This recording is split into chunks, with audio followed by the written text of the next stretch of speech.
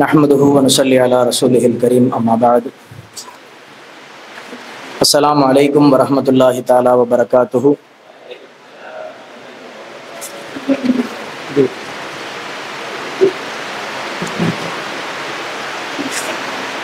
இன்றைய தினம் நாம் தினமும் பார்த்து வருவதை போன்ற இஸ்லாமிய நாடுகளும் அதன் கலாச்சாரங்களும் என்கின்ற தலைப்பை விற்று கொஞ்சம் மாறி கடந்த 2 தினங்களாக மொத்த உலகமும் பேசிக்கொண்டிருக்கக்கூடிய பெரிய எதிர்பார்ப்பை கொடுத்த இவர்கள் யார், இவர்கள் என்ன செய்கிறார்கள் என்பதை பற்றி ஆர்வத்தை அனைவர்களுக்கும் கொடுத்த சுனிதா வில்லியம்ஸ் என்கின்ற ஒரு ஆஸ்ட்ரோநாட், அவங்கள பற்றி தான் நம்ம என்ன செய்ய போகிறோம், விண்வெளி வீராங்கனையை பற்றி தான் நம்ம இன்னைக்கு பார்க்க இருக்கிறோம்.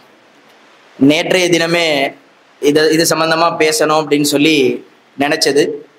ஆனால் முதல்ல அவங்க உலகத்துக்கு இறங்கிடட்டும், வர வழியில் ஏதாவது நாய் போச்சுன்னா நம்ம பேசுனதுனால தான் ஆயிடுச்சுன்ட்டு அது ஒரு சிக்கல் வந்துடக்கூடாதுன்றதுக்காக நேற்று கரெக்டாக அவங்கள இறங்க விட்டுட்டு இன்னைக்கு அவங்கள பற்றி என்ன பண்ணிடுவோம், நம்ம பேசுவோம் அப்படின்ட்டு முடிவு பண்ணியிருக்கு. அல்ஹம்துலில்லாஹ். இவர்கள் செப்டம்பர் 19ஆம் தேதி 1965 இந்த ஆண்டில் பிறக்கிறார்கள். சிகாகோவுக்கு பக்கத்தில் இருக்கக்கூடிய ஓஹியோ என்கின்ற ஒரு சிட்டியில் இவங்க பிறக்கிறாங்க. இவங்க பிறந்து வளர்ந்தது எல்லாமே யுஎஸ்ஏல, யுனைடெட் ஸ்டேட்ஸ் ஆஃப் அமெரிக்கா. ஆனால் இவர்களுடைய தந்தை தீபக் பாண்டியா அப்படிங்கிறது அவர்களுடைய பெயர்.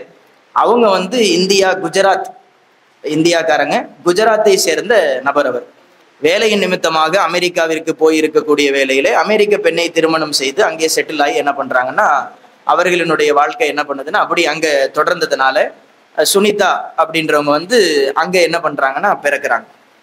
இவங்க ஆக்சுவலாக இந்தியாவை வம்சாவளியாக கொண்ட ஒரு அமெரிக்கன் விண்வெளி வீராங்கனை, அமெரிக்காவை சேர்ந்த ஒரு விண்வெளி வீராங்கனை. ஆரம்பமாக இவங்க ஃபஸ்ட்டு நேவி ஆஃபீஸராக தான் இவங்க இருக்கிறாங்க. அமெரிக்காவினுடைய நேவல் ஆஃபீஸராக என்ன பண்ணுறாங்கன்னா இவங்க இருக்கிறாங்க.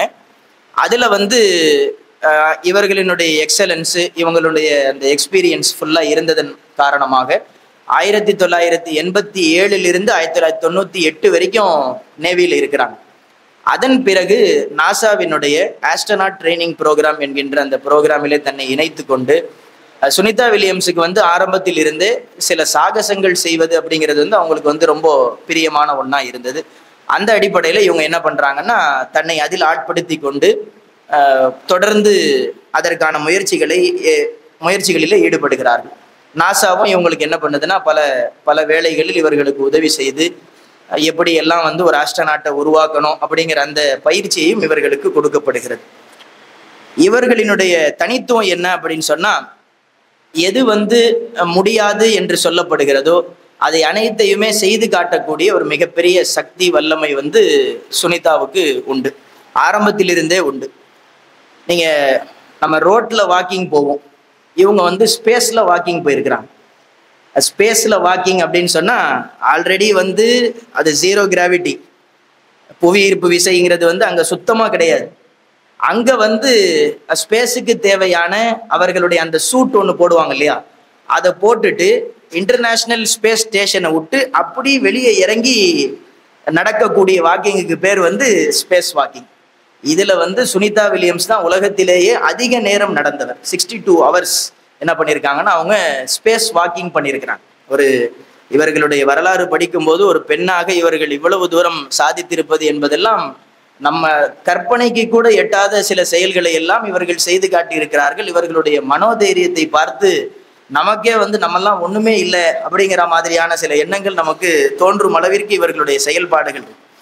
கிட்டத்தட்ட 9 முறை ஸ்பேஸ் வாக்கிங் இவங்க பண்ணியிருக்கிறாங்க. 9 முறைகள் இணைத்து சேர்த்து 62 hours இவர்களுடைய மொத்த அந்த ஸ்பேஸ் வாக்கிங் அப்படின்றது இருக்குது.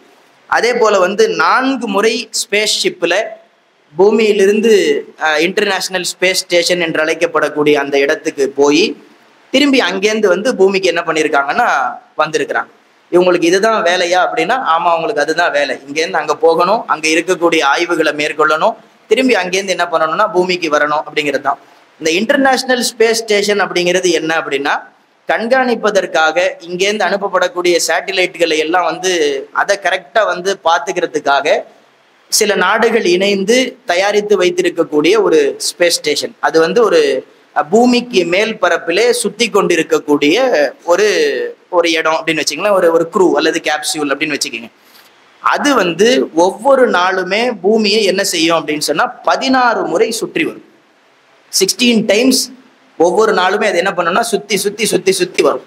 அதுல சுனிதா வில்லியம்ஸ் அவர்கள் கடந்த ஆண்டு ஜூன் மாதத்துல என்ன பண்ணாங்கன்னா ஒரு புது கேப்சியூல் ஒன்று தயாரிக்கப்பட்டு வைக்கப்பட்டிருந்தது. அதனை ஆய்வு செய்வதற்காக சுனிதா வில்லியம்ஸ் மட்டும் இல்லை, கூடவே என்ன பண்ணார் இன்னொருத்தர் போனார், வில்மோர் அப்படின்னு சொல்ற ஒருத்தர். அந்த நபர் 2 நபர்களுமே இணைந்து போய் அதை ஆய்வு பண்ணிட்டு வரலான்னு சொல்லிட்டு போனாங்க. போய் அவர்கள் அவர்களுக்கு திரும்பி வர வேண்டிய அந்த ஏற்பாடு செய்து வைத்திருந்த அந்த வாகனம் என்பது சில தொழில்நுட்ப கோளாறுகள் காரணமாக அவங்களுக்கு அப்படியே அங்கேயே அவங்க ஸ்டே பண்ற மாதிரியான ஒரு நிலை அவங்களுக்கு ஏற்பட்டுச்சு. ஸ்டே பண்றது எவ்வளவு நாள் ஆகி போச்சு அப்படின்னு சொன்னா 9 மாதங்கள் வரை ஆகிவிட்டது. இது வரைக்கும் ஸ்பேஸ் ஸ்டேஷன்ல வந்து அதிகபட்சமா 6 months தாண்டி யாருமே இருந்ததில்லை. 6 மாதம் வரைக்கும் ரூபினோ பிராங்க் அப்படின்ற ஒருத்தர் என்ன பண்ணிருக்காரு, பிராங்க் ரூபியோ அப்படின்ற ஒருத்தர் இருந்திருக்கிறார். ஆனா 6 மாதங்கள் தாண்டி 9 மாதங்கள் வரை இவர்கள் 286 நாட்கள் அங்கேயே தங்கி இருக்க வேண்டிய நிலை இவர்களுக்கு ஏற்பட்டது. அங்க என்ன இருக்கும் அப்படின்னா நம்மை போன்ற சாதாரணமான ஆக்சிஜனு அப்படி கீழே காலை வச்சுக்கிட்டு இப்படி நிக்கலாம் அப்படிங்கிற அந்த அமைப்பு இல்லை. 0 கிராவிட்டியில அவங்க எப்பவுமே என்ன பண்ணிக்கிட்டே தான் இருப்பாங்க, இப்படி அந்த சூட்டோடு அப்படி பறந்துகிட்டு இருக்கணும். அல்லது சூட் இல்லாம இருந்தாலும் அவங்க என்ன பண்ணுவாங்க, அப்படியே இப்படி அவர்கள் நடமாடிக்கொண்டே தான் இருப்பார். தூங்கணும் அப்படின்னு சொன்னா கூட இவங்களுக்குன்னு ஒரு அலாட்டட் பிளேஸ் இருக்கும். அதனுடைய கதவுகளை திறந்து உள்ள போய் லாக் பண்ணிக்கிட்டு அப்படி என்ன பண்ணிட வேண்டியதுதான், தூங்கி திரும்பி அந்த கதவு திறந்து அப்படியே வெளியே வந்துருவாங்க. அந்த மாதிரி தான் வந்து அவர்களுடைய நிலை இருக்கு. உணவு மாறுபட்டு விடும். இங்கே சாப்பிடுற மாதிரியான உணவுகளை அவங்க உட்கொள்ள முடியாது. அவர்கள் கழிவுக்கு போகணும் அப்படின்னு சொன்னாலும் அந்த இங்க இருக்கிற மாதிரியான எந்த செட்டிங்குமே அங்க கிடையாது. டோட்டலா அப்படி வந்து அப்சைட் டவுன் ஆன அப்படி மாற்றமான தலைகீழான செட்டிங் அங்க இருக்கும். அதில் 286 நாட்கள் இருந்து வந்தது என்பதெல்லாம் மிகப்பெரிய சாதனை. அந்த கடைசியில வந்து அந்த தொழில்நுட்ப கோளாறு காரணமாக அந்த கோளாறை வந்து சரி செஞ்சு ஸ்பேஸ் எக்ஸ் நிறுவனம் நமக்கு எல்லாருக்குமே தெரியும் இல்லையா, எலான் மஸ்க் அவருடைய அந்த நிறுவனம் அவர்களோடு இணைந்து நாசா என்ன பண்ணாங்க அப்படின்னு சொன்னா டிராகன் அப்படிங்கிற ஒரு கேப்சியூல இங்கேருந்து அனுப்பி வச்சாங்க. அதுல 2 நபர்கள் போனாங்க. போய் அங்க இருக்கக்கூடிய சுனிதா வில்லியம்ஸ் அதே போல் வில்மோர் அந்த 2 பேரையுமே கூப்பிட்டுட்டு திரும்பி அவங்க என்ன பண்ணாங்கன்னா கிளம்பி வந்தாங்க. கிட்டத்தட்ட ஒரு 472 கிலோமீட்டர் பயணம் அப்படின்னு சொல்லப்படுது அந்த ஸ்பேஸ் ஸ்டேஷன்ல இருந்து இங்க வரதுக்காக. ஆனால் 17 மணி நேரங்கள் ஆகும். அது வந்து சேர்றதுக்கு என்ன ஆகும்னா 17 hours ஆகும். அதுலயும் பாருங்க, ஸ்பேஸ் ஸ்டேஷனுங்கிறது வந்து உங்களுக்கு என்ன பண்ணிக்கிட்டே இருக்கும், நம்ம ஆல்ரெடி பார்த்தோம் 16 தடவை சுத்தி சுத்தி வரணும். அது சுத்துறதுல இருந்து இவங்க கலண்டாலே அந்த வேகத்துக்கு இவங்க என்ன பண்ணுவாங்கன்னா கொஞ்ச நேரம் வந்து அங்கேயே நடமாடுவாங்க. அதன் பிறகு அவங்க என்ன பண்ணணும்னா பூமியினுடைய மேற்பரப்பை அப்படி டச் பண்ணி அதுக்கப்புறமா தான் அவங்க என்ன பண்ணணும்னா பூமிக்கு உள்ளேயே வந்து இறங்கணும். இப்படி மேற்பரப்பை டச் பண்ணும்போது அந்த டிராகன் அப்படின்ற அந்த அவங்களுடைய கேப்சியூல் இருக்குல்ல, அதுக்கு அந்த கேப்சியூல்ல வந்து அடிக்கக்கூடிய ஹீட்டினுடைய அளவு 1600 டிகிரி செல்சியஸ்ன்னு சொல்றாங்க. 1600 டிகிரி செல்சியஸ். நமக்கு காய்ச்சல் வருது இல்லையா, அது வந்து வெறும் ஒரு 100 டிகிரியா, 100 அல்லது 101 102 அதிகபட்சம் போனா 104 டிகிரி செல்சியஸ். 1600 டிகிரி செல்சியஸ் வெப்பம் அவர்களை தாக்கும். அதை தாக்கும் போது இவர்கள் தற்காத்து கொள்ள அதற்குண்டான சூட்டை என்ன பண்ணிருந்தாங்க இவங்க போடுறாங்க. நம்மளுடைய பயணம் மாதிரி கார்ல காலை நீட்டிக்கிட்டு இப்படி போலாம் அப்படி போலாம் அந்த மாதிரியான பயணங்கள் இல்லை. அப்படி பிக்சடா இப்படி என்ன பண்ணிருந்தோம்னா காலை இப்படி வச்சுக்கிட்டு அப்படி உட்கார்ந்துடும். அப்படியே உட்கார்ந்து அது அப்படியே என்ன பண்ணோம்னா வந்து டோட்டலா என்ன பண்ணோம்னா அது கீழே இறங்கி பூமிக்கு வரும். அதுவும் கடலினுடைய நடுப்பகுதியில் இறங்குற மாதிரியான செட்டிங் தான் அவங்க என்ன பண்ணுவாங்கன்னா செட் பண்ணுவாங்க. ஏன்னா எங்கேயாவது வந்து இடிச்சிடக்கூடாது. கல்பனா சாவ்லாவினுடைய சம்பவங்கள்லாம் நமக்கு தெரியும். அந்த மாதிரி எதுவும் பாதிப்பாயிடக்கூடாது அப்படின்னு சொல்லி கடலினுடைய நடுப்பகுதியில் அவங்களை இறக்கி அந்த நடுப்பகுதிக்கு அது வந்து இறங்கிய பிறகும் கூட உடனே போய் அவங்களை என்ன பண்ணிட முடியாது, திறந்து அப்படி வந்து வாங்க அப்படின்லாம் தூக்கிட்டு வந்துட முடியாது. அவர்கள் அங்கே இருந்த அந்த நாட்களினுடைய பாதிப்பு என்பது இவர்களுக்கு 6 மாதங்களில் இருந்து 9 மாதங்கள் வரை பாதிக்கும். எந்த அளவுக்குன்னா அவங்களுடைய தசைகள்லாம் 20% டேமேஜ் ஆயிருக்குமா, டெப்ரிசியேஷன் ஏற்படும்ன்றாங்க. ஒரு வண்டிக்கு எப்படி வந்து தேய்மானம் இருக்கோ அந்த மாதிரி அவர்களுடைய தசைகளுக்கு ஏற்படும். எலும்புகள் எல்லாம் 10% வரை அது வந்து என்ன ஆயிரும்னா வந்து வலுவிழந்துருமா. அதே மாதிரி அவர்களுக்கு திடீர்னு பூமிக்கு வந்ததுனால வந்து அவர்களுக்கு வந்து அவர்களுடைய மொத்த ஜீரண அமைப்பு எல்லாமே டோட்டலா சேஞ்ச் ஆயிரும். ஜீரோ கிராவிட்டியில இருக்கும்போது ரத்தம் என்பது வந்து மேலேருந்து கீழே இப்படி ஓடுமா, பூமிக்கு வந்துட்டா புவி ஈர்ப்பு விசை இருக்கிறதுனால இப்படி ஓடுங்கிறாங்க. அப்படி அது ஆப்போசிட்டா ஃபுல்லா சேஞ்ச் ஆகும். இப்படி எல்லாம் டோட்டலான மாற்றங்கள் அவரிடத்துல ஏற்பட்டாலும் அதை எல்லாத்தையுமே அவங்க சமாளிக்கிற அளவுக்கு டாக்டர் குரூவோட ஒரு ஷிப்புல தயார் நிலையில என்ன பண்ணாங்கன்னா மொத்தமா இருந்து அவங்க வந்து இறங்கின பிறகு அந்த டிராகன் அப்படின்ற அந்த அமைப்பு அதனுடைய வெப்பம் தணிந்த பிறகு அதை எடுத்து கப்பல்ல வச்சு கப்பல்ல இருந்து அவங்களுடைய அந்த கதவை அவங்க திறந்து வரும்போதே ஸ்ட்ரெச்சர்ல தான் என்ன பண்றாங்கன்னா அவங்கள தூக்கிக்கிட்டே உள்ளேயே போறாங்க. ஏன்னா வந்து அவங்க வந்து நடக்கிறதையே மறந்துடுவாங்களாம். 286 நாட்கள்ல வந்து நடக்கிறதே வந்து மறந்துடும். அவங்களுடைய பாதங்கள் எல்லாம் பிறந்த குழந்தையினுடைய பாதம் எப்படி இருக்குமோ அப்படி மாறிடும், கீழேயே வச்சா அவங்களுக்கு வலிக்கும் அப்படிங்கிற அளவுக்கு பேசப்பட்டது. இவ்வளவு செய்திகள் அவர்களை பற்றி சொல்லி முடித்த பிறகும் கூட ஆச்சரியம் என்னன்னா, அவங்க வந்து இறங்கி ஒரு 3:30 மணிக்கு இறங்கினாங்க. சார் தாலீம் முடிச்சுட்டு வெளியே போகும்போது பார்த்தோம் நியூஸ்ல வந்து இறங்கிட்டாங்க அப்படின்னு போட்டுருந்துச்சு. 3:30 மணிக்கு இறங்கியவர்கள் காலை 10 மணி செய்தியில பார்க்கிறோம் 5 மணி நேரத்துக்குள்ளாக அவர்கள் தயாராகி நடந்து நார்மலா வந்து எல்லாருக்கும் டாட்டா காமிச்சிட்டு இருக்கிறாங்க. அந்த அளவுக்கு வந்து வில்மோரும் சரி சுனிதா வில்லியம்ஸும் சரி அவங்களுடைய மனோதைரியம் என்பது நாம் பாராட்ட வேண்டியது. இதெல்லாம் வந்து அவங்க காசு பணத்துக்காக செஞ்ச மாதிரி எனக்கு தெரியல. ஏன்னா எக்ஸ்ட்ராவா இவங்க இருந்த அந்த 286 நாட்கள் இருக்குல்ல, அதற்கு மொத்தமாகவே நாசாவில் இருந்து கொடுக்கப்பட்ட தொகை என்பது 1 லட்சம் ரூபாய் தான். 1 லட்சம் ரூபாய்க்காக இவ்வளவு பெரிய ஒரு செயலை வந்து அவங்க வந்து கையில எடுத்து செய்யணுமான்னு அவங்களோட சம்பளங்கிறது வந்து ஒரு வருஷத்துக்கு வந்து 1,30,00,000 ரூபாய் இருக்குது. இருந்தாலும் இந்த கூடுதல் நாட்களாக அங்கே இருந்ததனுடைய அந்த போனஸ் அப்படிங்கிறது வந்து வெறும் 1 லட்சம் ரூபாய். அதே சமயத்துல சுனிதா வில்லியம்ஸுக்கு வந்து ஒன்னும் 22, 23 வயசு இல்லை, 59 வயசு.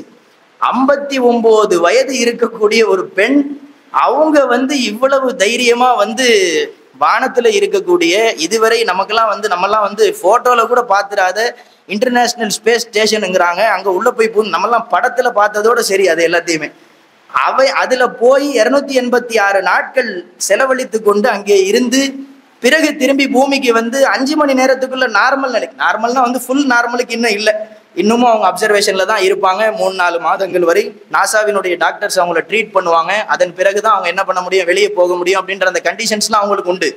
ஆனாலும் 5 மணி நேரத்திற்குள்ளாக நடக்க நார்மலா சாதாரணமாக அப்படி இருக்கக்கூடிய மனிதர்களை போல் மாறுவதற்கு என்ற அந்த மனோதைரியம் இருக்கிறது. அல்லாஹ் அக்பர். அது வந்து ஒரு சாதாரணப்பட்ட அமைப்பல்ல, நமக்கெல்லாம் ஒரு மிகப்பெரிய பாடம். நாம வந்து எவ்வளவு மனோதைரியத்தோடு நாம் இருக்க வேண்டும், என்ன மாதிரியான ஆக்டிவிட்டிஸ் நம்ம ஆக்டிவிட்டின்றதே நமக்கு இல்லை. முதல்ல ஆக்டிவிட்டிஸ் அப்படின்றதே நம்ம கிட்ட ரொம்ப குறைவா இருக்கு. இதுல சுனிதா வில்லியம்ஸினுடைய பெரிய ஆச்சரியம் என்னன்னா, இவங்க என்ன பண்ணிருக்கிறாங்கன்னா மேல போய் எக்ஸசைஸ் பண்ணி வீடியோ அனுப்பியிருக்கிறாங்க. த்ரெட்மில்ல ஓடி என்ன பண்ணிருக்காங்கன்னா அதை பதிவு செஞ்சு அதுல ஒரு ரெக்கார்டு பண்ணிருக்கிறாங்க. அதே போல வந்து அதிக நேரம் வந்து உள்ளேயே ரன்னிங் போற மாதிரியான ஆக்டிவிட்டிஸ் இவங்க என்ன பண்ணிருக்காங்கன்னா செஞ்சிருக்காங்க. ஆரம்பத்திலிருந்தே இவர்களுக்கு அந்த ஆர்வம் இருந்ததனால் அவ்வளவு அழகாக இவர்கள் எங்க நாம இருக்கிறோம் அப்படின்றதெல்லாம் மறந்து இவர்கள் செய்த செயல்கள் எல்லாம் நாம் பார்த்து ஆச்சரியப்படக்கூடிய அளவிற்கு இருக்கிறது. கண்ணியமான மாணவ கண்மணிகள், அதையும் வந்து ஒரு பெண்ணாக ஒரு 59 வயது நிரம்பி உள்ள ஒருவராக செய்வது என்பது சாதாரணப்பட்ட காரியம் அல்ல. நாம் எல்லாம் சற்று அந்த ஆங்கிள்லயே நம்ம என்ன பண்ணணும் அப்படின்னு சொன்னா வந்து யோசிக்கணும். நம்மாலும் அதனை செய்ய முடியும், நம்மாலும் அதனை ஏதாவது நம்மளும் முயற்சிகள் எடுக்க முடியும் அப்படின்னு சொன்னா நாமளும் என்ன பண்ணணும்னா அதற்குண்டான பயிற்சிகள் 6 மாசத்துக்கு முன்னாடியே இதற்கான பயிற்சிகள் எடுத்து திரும்பி வந்த பிறகு இன்னொரு 3-4 மாசம் வந்து அதற்குண்டான இங்க வாழ்றதுக்கு உண்டான பயிற்சியை கொடுத்து வெளியே அனுப்புற அளவுக்கு அவங்களுடைய வாழ்க்கையை அவங்க வந்து 59வது வயசுல கொடுத்துக்கிறாங்க அப்படின்னு சொன்னா வந்து மிகப்பெரிய ஆச்சரியம். இவர்கள் திரும்பி வந்து இங்க சேர்ந்தது அப்படிங்கிறதையே உலகம் என்ன பண்ணுதுன்னா கொண்டாடுது. பத்மபூஷன் விருது இந்தியாவின் சார்பாக அவர்களுக்கு கொடுக்கப்பட்டிருக்கிறது. எனக்கு தெரிய வந்து அடுத்தடுத்த வருஷங்கள்ல வந்து இவங்க போயிட்டு வந்ததுக்காக அவர்களுக்கு விருதுகள் இன்னும் குமிவதற்குண்டான வாய்ப்புகள் நிறைய இருக்கு. நம்முடைய வாழ்க்கையில் நாம் எடுத்துக்கொள்ள வேண்டிய பாடம், எந்த வேளையிலும் என்ன மாதிரியான சூழ்நிலையிலும் மனிதனுக்கு அல்லாஹ் கொடுத்திருக்கக்கூடிய 1300 கிராம் மூளை அப்படிங்கிறது வந்து ஒரு சாதாரணப்பட்ட மூளை அல்ல. அல்லாஹ்வால் கொடுக்கப்பட்டிருக்கக்கூடிய மிகப்பெரிய அபாரமான சக்தி. அதை ஒரு மனிதன் சரிவர பயன்படுத்தினால் அவனுக்கு எல்லை என்பது வானம் அல்ல, வானம் தாண்டி எங்க வேணா அவனால போக முடியும் அப்படிங்கிறதுக்கு உண்டான உதாரணங்கள் தான் இவர்களை போன்ற நபர்கள். அல்லாஹு ஜல்ல சுப்ஹானஹு தஆலா இவர்களை போல் நாமும் பல சாதனைகள் செய்து உலகளாவிய முறையில் பேசப்படக்கூடிய மனிதர்களாக அல்லாஹ் நம் அனைவர்களையும் ஆக்கி அருள் புரிவானாக. அஸ்ஸலாமு அலைக்கும் வரஹ்மத்துல்லாஹி.